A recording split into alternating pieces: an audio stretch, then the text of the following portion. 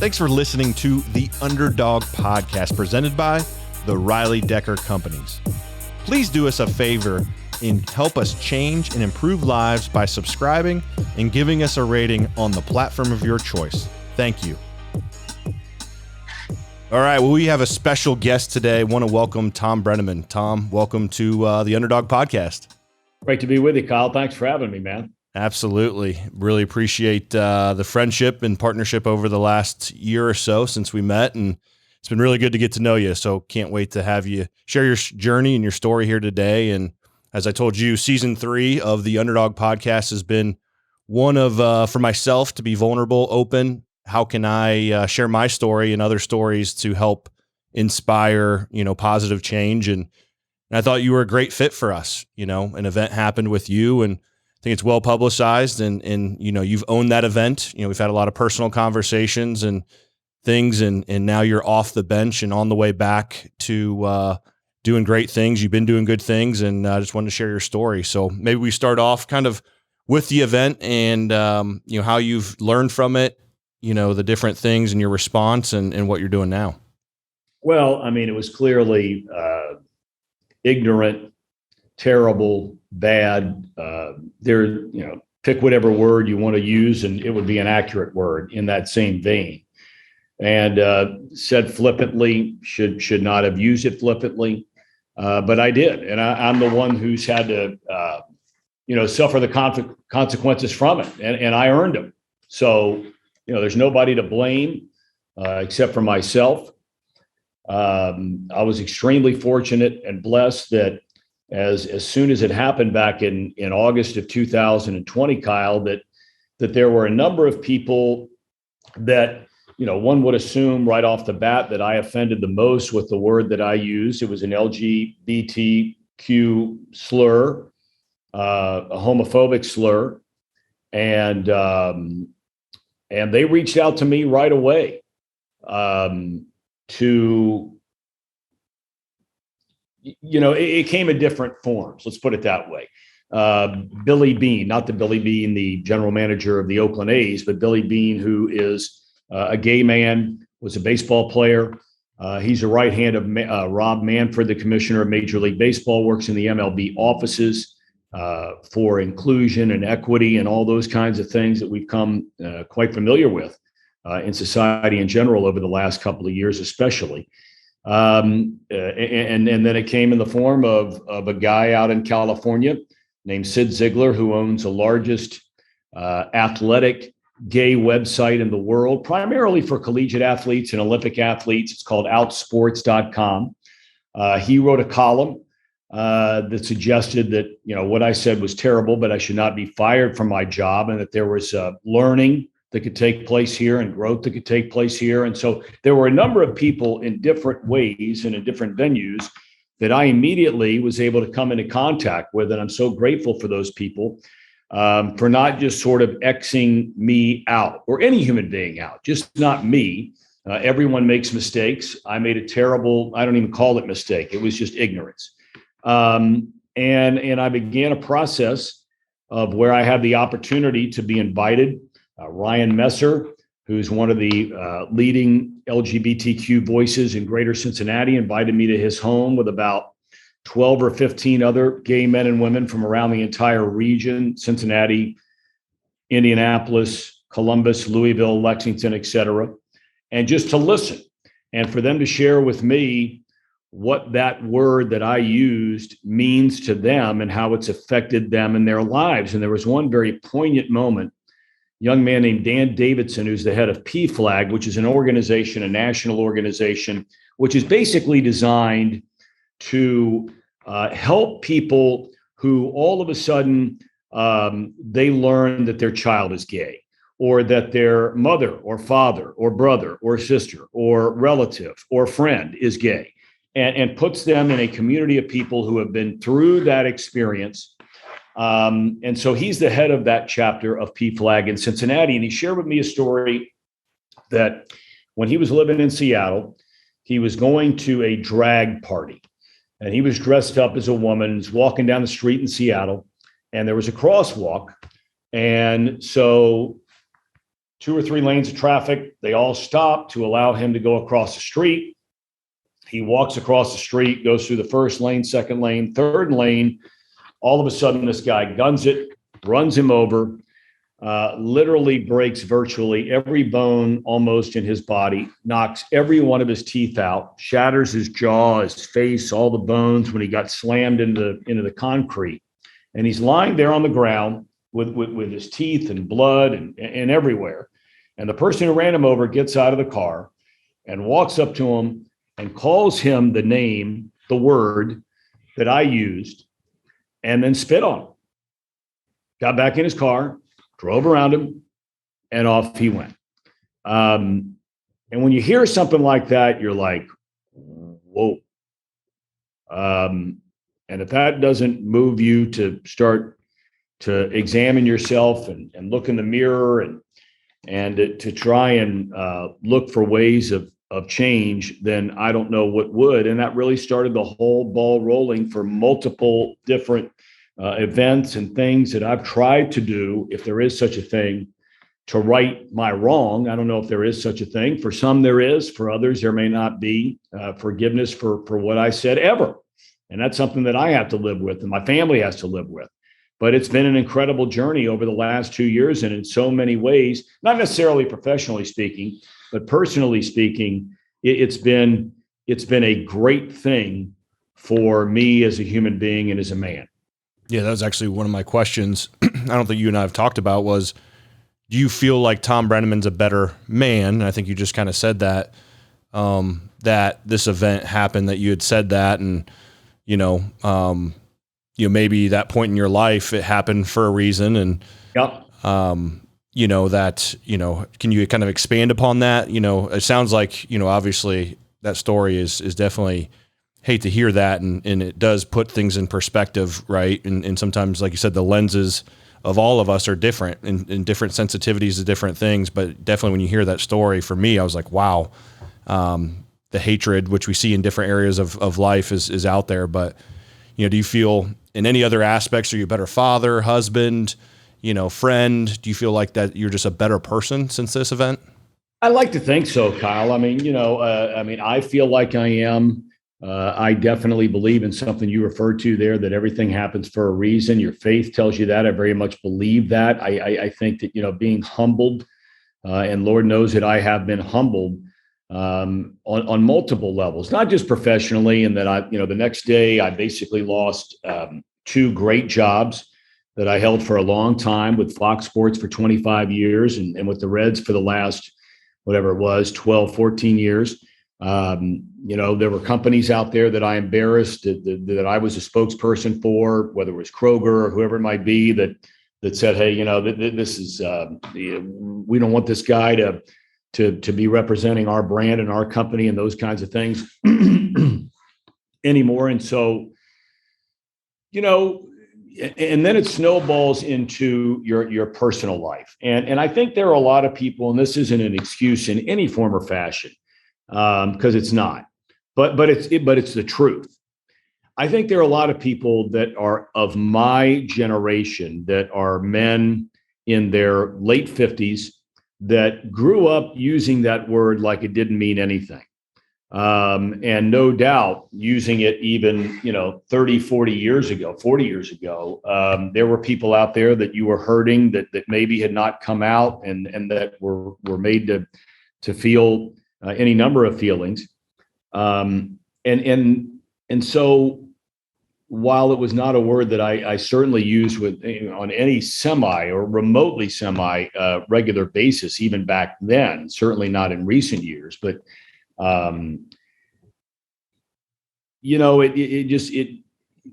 it changes you on so many levels. Your family's humiliated. I embarrassed my wife, and our children at the time were both in high school.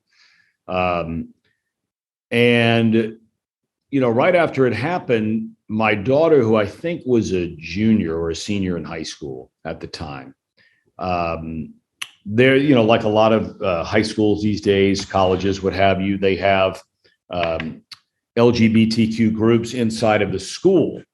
in more recent years. And my sister, my daughter was a friend to everyone in the school. She just that kind of person. She could bounce from different friend groups, as the kids like to say these days. And she showed me a text that she received from a girl who was her age, junior or senior in high school, who is gay, and had written my daughter a text, and it said, "Hey, look, I don't like what your dad said. I don't like it at all. But I like you because you've always treated me with incredible respect and passion and compassion and all those kinds of things." Okay, so now that starts. My son is a very well-known high school athlete here in town, one of the better players in lacrosse in the state of Ohio. And when he would start playing in games, there'd be students in the student section that are, chanting things at him based on something his dad did. He didn't have anything to do with it. And no 15 or 16-year-old kid should have to deal with something like that because of what their parents did. And so, he'd come back from a game and he'd say, "Hey, did you hear the student section from fill in the blank?" And I'd be like, "Yeah, I heard it. And I know you heard it, obviously." And so, there was a lot of growing up for all of us to have to find a way to navigate our way through this thing. And we continue to do that each and every day now because he's still in high school and still playing, and it still goes on. Yeah. Well, I appreciate the transparency, because I think the main, the underdog is an adverse moment that you overcome, in my opinion, to have success in different ways, right? This is a different light. And I think you're sharing that vulnerability. So someone that went through that might have, whether it's something said or done, what are the recommendations, Thom? This is, you've obviously done a lot of different things since then. Anything else you would recommend to someone of like, is it take it, to press pause, right? Evaluate, and then you put a plan together. Maybe someone that's in the same shoes as you were at this single moment. Anything else you could recommend to them? Well, look, Kyle, I think, and this, I think the hardest thing initially for me was you have to own it. And as time goes by, if there is one thing that I would say to someone is, when you've made a terrible mistake, whatever, it might be with your kids, it might be in your marriage, it might be in your job or your career or any number or all of those things. You have to own it, and you have to say, "I'm the one who did it. I'm the one who has to live with the repercussions of it. I'm the one who, if I deeply care about what I did, has to try and change and look for ways to change." And you're lucky, as I was, you're fortunate if you have people out there that you hurt the most that are willing to allow you to listen, allow you a second chance, a third chance, a 10th chance, whatever it might be. Because in this world we live in right now, there are a lot of people out there that apparently have never made a mistake in their lives because they are quick to judge, rare to forgive, and rare to give a second or third or 10th chance out there. So, if there's any advice, is you got to own it. And if you really do care about it, because look, there are some mistakes that people make, and it's in their conscience, or it's in their belief system, or it's in their value system, or whatever it might be, where they don't think they did anything wrong. And more times than not, they're fooling themselves, but not always. But more times than not, they're fooling themselves. So they're not looking in the mirror and they're not saying, "Okay, this happened. I own it. What am I going to do about it?" The easiest thing in the world for me would have been to just, shut everything down, crawl into a hole. I've made a great living. Don't need to worry about kind of putting yourself back out there again. I was extremely grateful to Chatterbox Sports, which you're intimately familiar with, for giving me the chance and giving me a chance to come back and do some things that I love to do. So you got to keep on pushing, and hopefully you can make some kind of impact on somebody else, like you're doing with your show, on trying to help somebody else who may not know what to do next, and they think their life is ruined, and they think that tomorrow the sun's not going to come up. Tomorrow the sun is going to come up. Yep. It's going to come up. What kind of person are you going to be when it does come up tomorrow?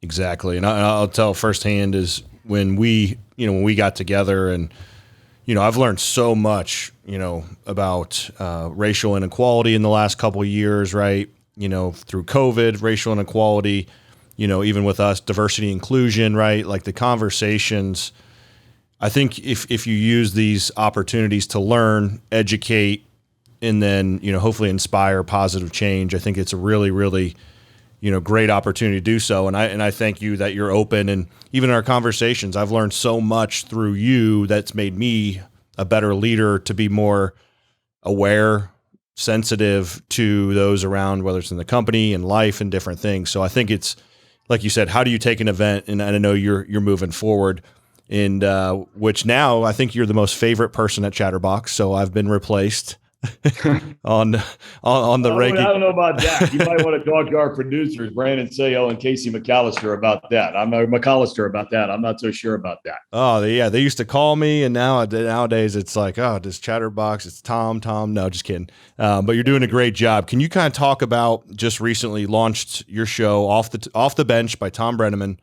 And man, I watch it when I can throughout the day, and then obviously watch a lot of on Twitter, all the different social medias, YouTube. Can you kind of touch upon Off the Bench and what you guys are doing? Because I tell you what, I love it so far, and it's pretty electric to watch. Well, thank you, and thank you for the kind words at the beginning of all that. Yeah, I mean, we're really, really excited. As you know, because you were there right from the beginning. Chatterbox Sports started, for those that don't know, as basically a company that produced and did the best job I've ever seen of producing high school football games. And we know how exceptionally popular high school football is here in greater Cincinnati and northern Kentucky and in Indiana and so forth. And then, unlike most businesses out there during COVID, when everybody else was just trying to scratch and claw to stay afloat, it was a time for Chatterbox for the grandmother and grandfather, or the mom and dad, or for the fellow students, as we continue to play football in Ohio, for them to watch their kid or grandkid or school team or whatever it might be. And so, the business thrived. And now as we move forward, we're looking for other ways to try and create more content. And so we have any number of shows that have been launched or getting ready to launch. One on mental health. It's going to be handled by and hosted by Brandon Sayo. Paul Fritzner is hosting a show that starts this week that has to do with gambling and point spreads and all that kind of thing. And then my show is more like just a regular old-fashioned sports talk show with video. So we stream every day from 10 to 12 on YouTube. Just go to YouTube/Chatterbox Sports.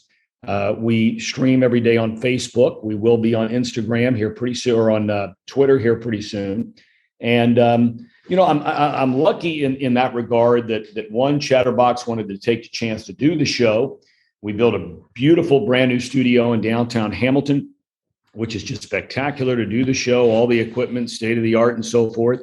And thankfully, because for no other reason, my Rolodex has been pretty good from all kinds of people I've had a chance to meet and work for and work with, that we really get good guests on the show. So talking about the NFL every week, Brian Billick, my old partner with Fox, former Super Bowl winning head coach with the Ravens. He's there for that.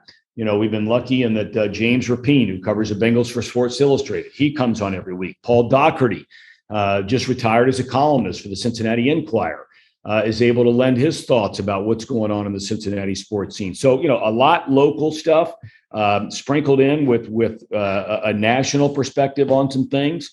We had Anthony Munoz for an extended interview last week. We have Sean Casey coming up tomorrow. We have Chris Collinsworth on the next week, Barry Alvarez the week after that. So to try to, get a big picture of some of the things that are going on in college football, pro football, Major League Baseball, whatever it might be.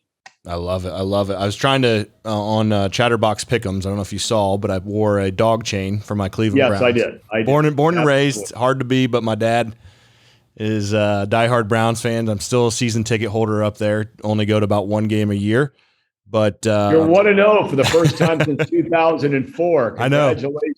It was like since Twitter had been created, I think 2006. Man, I was looking back because I'm 36, about to be 37.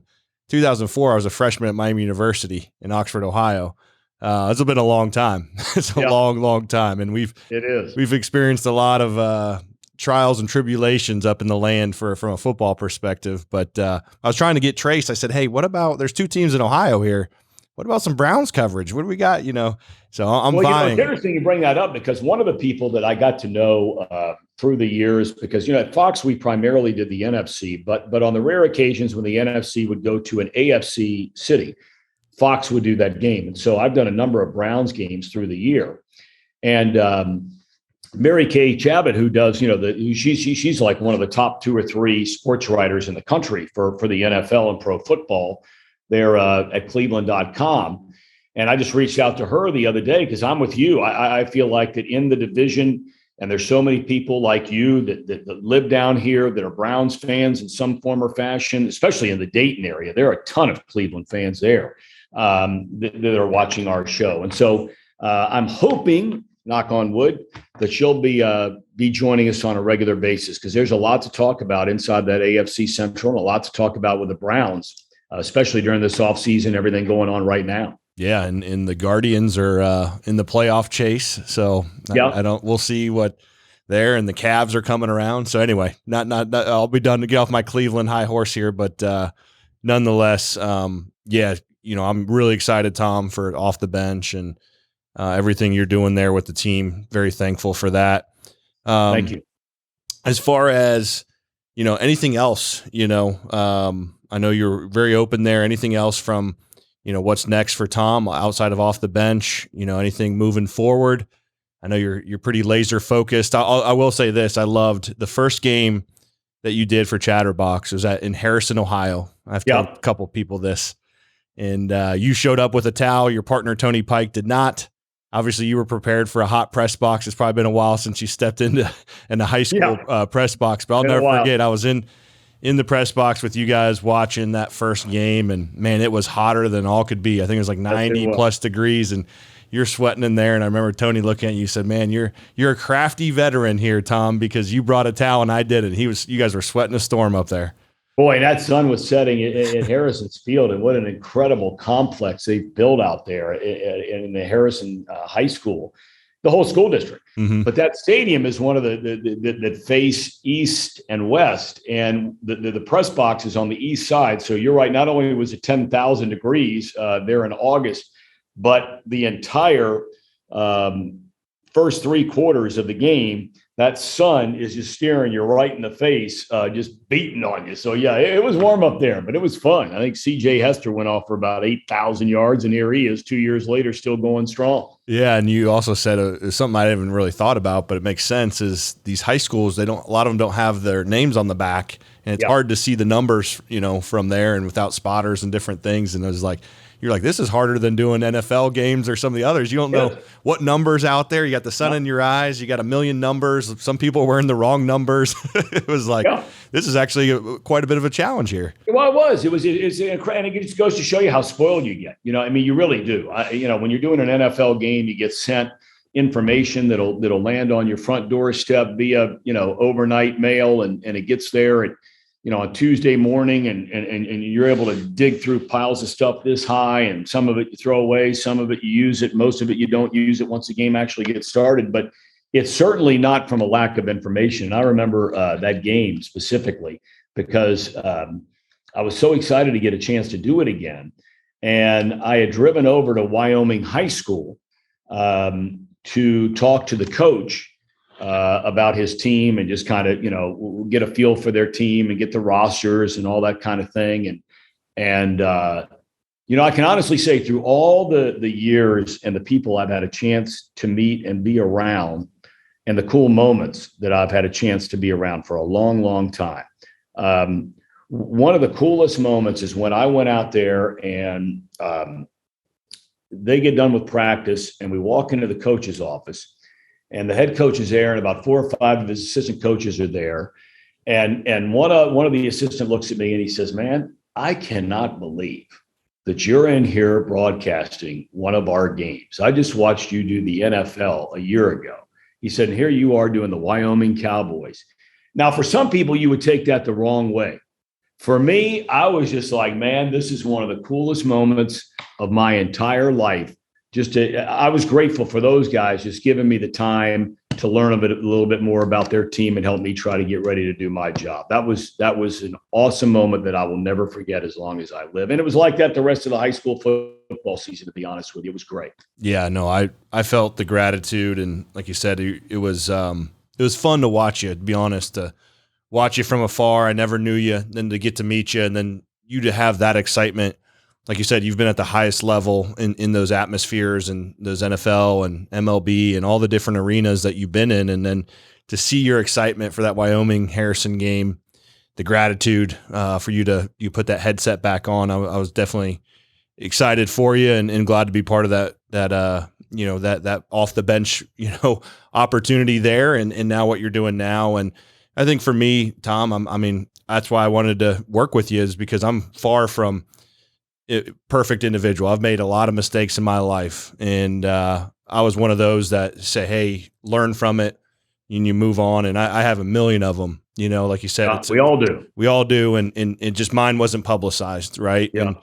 And I'm being open and saying, "Hey, I've done wrong. I've said wrong. I've done wrong." But what do you do moving forward? Like you said, is you own it. I think that's the takeaway. I call them knowledge nuggets. You own it. Become self-aware, you humble yourself, and you learn about it, and you make positive change. Yeah. And I think you shared that. And it's interesting, Kyle, because when one of the guys, and golly day, I can't remember who it was specifically, and it'll come to me in a little while after I'm sure we're finished on the show, but one of the men, a gay man, said to me, he said, "Look, when you're thinking about what kind of change you can make," he said, "nobody in this room is expecting you to be the champion for gay rights or the champion for LGBTQ. If you feel that in your heart, that's awesome. But all we're asking, or any of us would want to see, not just from Thom Brennaman, but from anybody else out there that may have said the same kind of thing that I said, is that you try to show that you can be kind to each other and respectful to each other and empathetic to each other and sympathetic to each other and compassionate to other people that are different than you are in whether it's race, whether it's gender, whether it's sexual preference, whatever it might be, is that there doesn't have to be this, oh, that person's gay, so I'm never going to have anything to do with them in my life. That person's black, I'm not going to have those kinds of things. Is just, and it sounds corny, but it's true.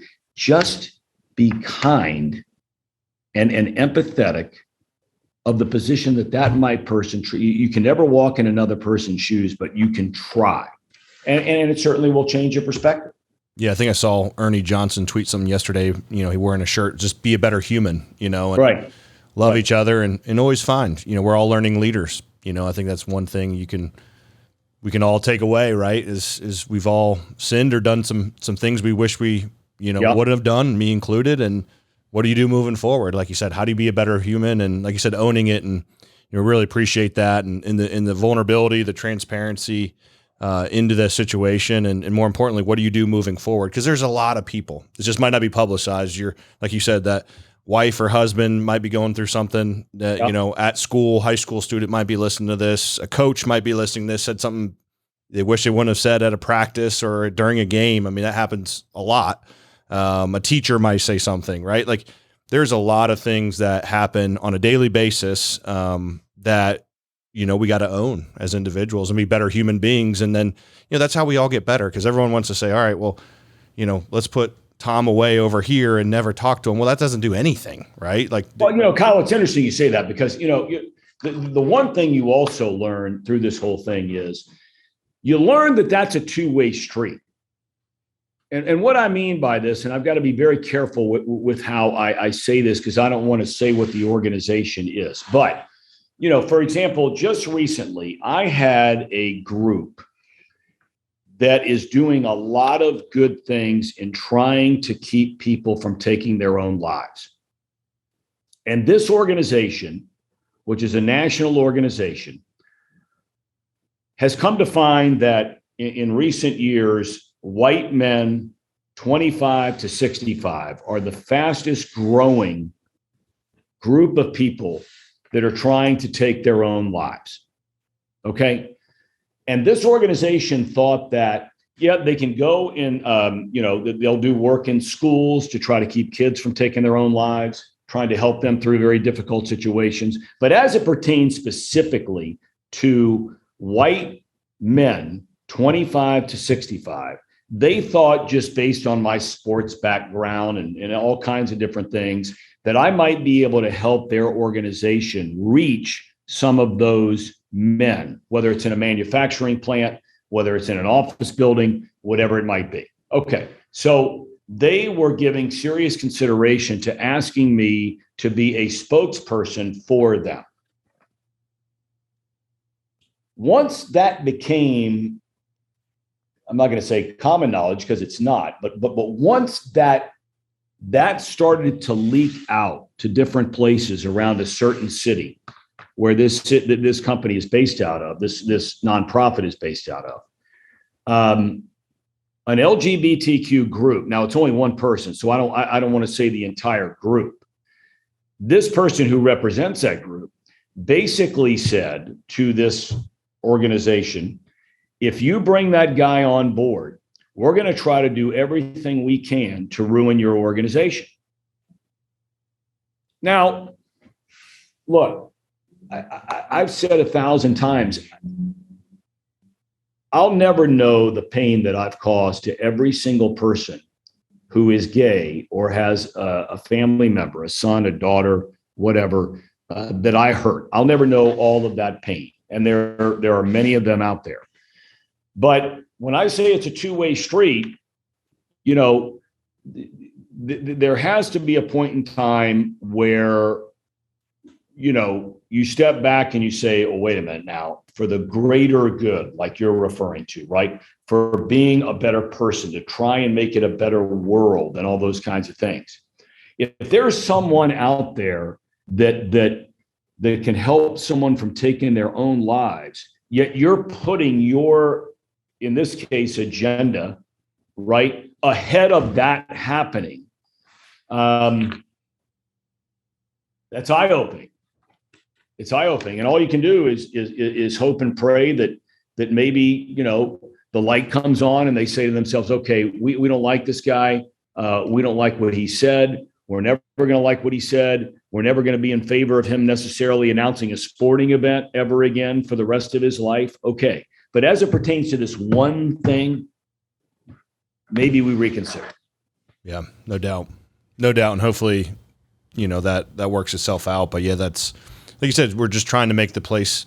That's right. Let's make this all together and put away. Like you said, forgiveness is a big thing, and especially when you own it. Like you said, I think it's one thing, and I've personally spent hours with you talking about this. Is it's genuine, right? Like you said, some people don't really own it, and you can tell that. And I think your actions speak louder than words. So, I really hope that people like that person looks deeper, like you said, and puts things aside. And how do we save lives, no matter what, right? It doesn't matter.